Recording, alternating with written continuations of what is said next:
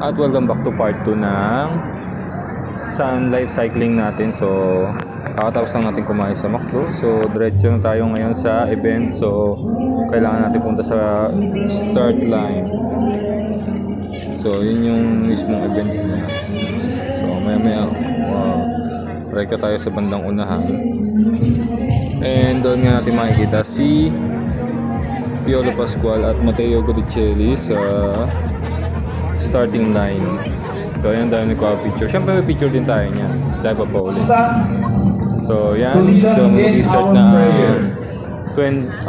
60 kilometers. Ginawa ng run. So after ng 60 kilometers, 45 kilometers, 30 kilometers, then yun na nga. Sunod din. God Almighty Father, first of all, we give you thanks, Lord, for this wonderful morning. We give you thanks for your nature and your creation. You ask the Lord to bless our event today. Bless all those who are involved in it. To make sure you are in the right here we go na nga. So start na tayo ngayon sa pila na. Then papakulan na ang second bus tayo ng 45 kilometers. So good luck guys sa lahat ng participant. I think yung mga nandito ngayon sa Wave A, mga 45 kilometers, hold on. Please, pwede na kayo mag-umpisa. 60K. 60K riders po.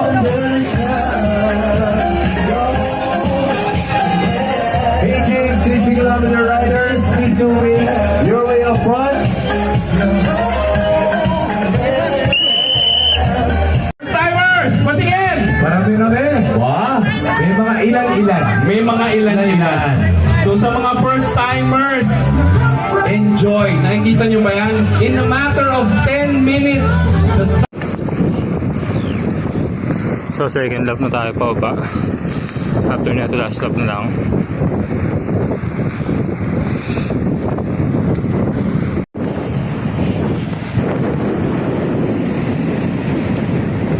Pumerso muna tayo sa unang lap. Palmado tayo ngayon. Pero bala ko pang paspasan. Parang mabilis.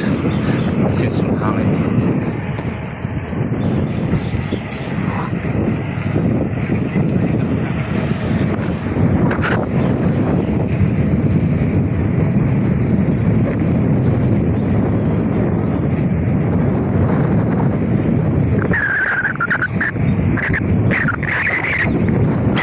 Hindi natin na ito sinalord eh. Hindi ko alam kung dumating ba o hindi.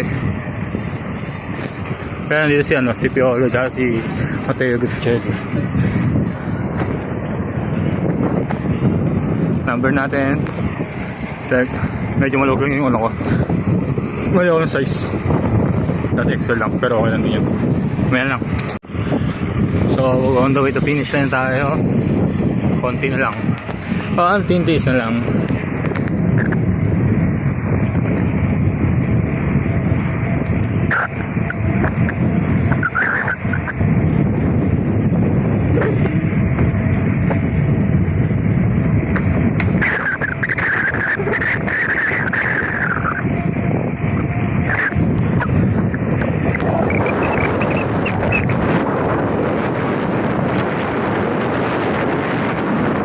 Actually, ganyan pa ako pupulikatin dapat. Pero tinatansya ko yung takbo. Pumaltik na kanina sa unit kalahati pa lang. Malapos ka.